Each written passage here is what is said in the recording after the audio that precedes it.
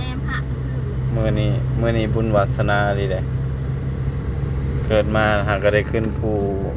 ไปเบิ่งพระใหญ่ก่อนป้าบุญวาสนาดีเด้ยังบ่เคยขึ้นจักเทื่อนี่ประธานเพิ่นพาขึ้นไปได้มื้อนี้เด้เต็มที่เลยโอ้ยน้องมื้อนี้ถึกแท้ๆเลข800ล้านแรงนี่ ว้ายคือความไปรถได้ตอนนี้ โอ้แน่นอนแล้วประธานเลย3 มื้อ 3 คืนนั่นแหละ 3 มื้อ 3 คืนนั่นเลยแหละ เอ นี่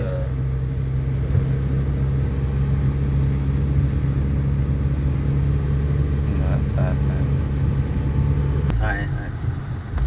ได้มาฮอดแล้วสาธุเด้อได้มาฮอดเลยบุญฮอดยอดเทิงเลยบัดนี้ได้มาลีได้บัดนี้อ๋อเด้อ ๆได้ สุดยอดเลยบุญวาสนาได้มาลีได้บัดนี้โอ้ยเอาบุญจนถึงจุดหมายปลายทางเลยบัดนี้บุญยอดฮอดเทิงแท้ๆแบบนี้นะนำไปจนฮอดเลยนี่ฮอดจุดเป้าหมายเลยโถ่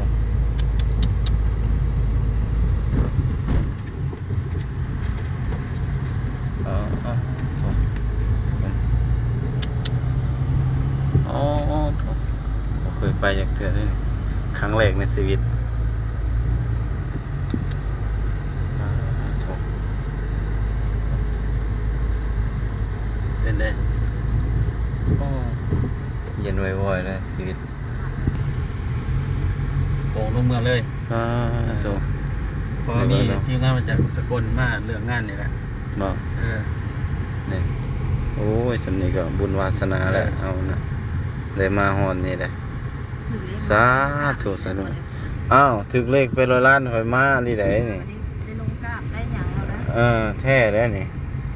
ได้มาวนนี่เอาละมาสิเอาได้ก่อน เลย ขนาดเพิ่น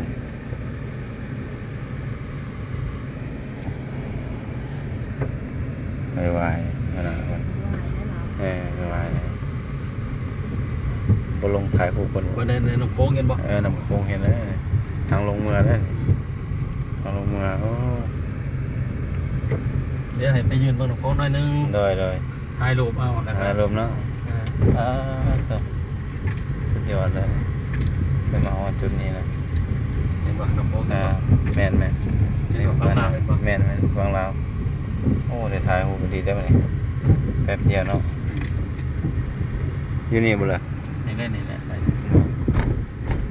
มองหอคอยมันเป็นนี้ เออ แต่เฮาบ่ขึ้นเฮาไปยืนกันก็ได้ เนาะนี่ดิจุดนี้เนาะ เออ โต เพราะว่าหมู่มาจากสกลมาฮอดแล้ว ไปครับ จะเป็นลาบานบอลันทอนจังหวัดได้ลงไหวเนาะ เออ แม่น เอาไปยืนถ่ายรูปไปยืนเทิงๆ ได้ นี่แหละนี่ โต นี่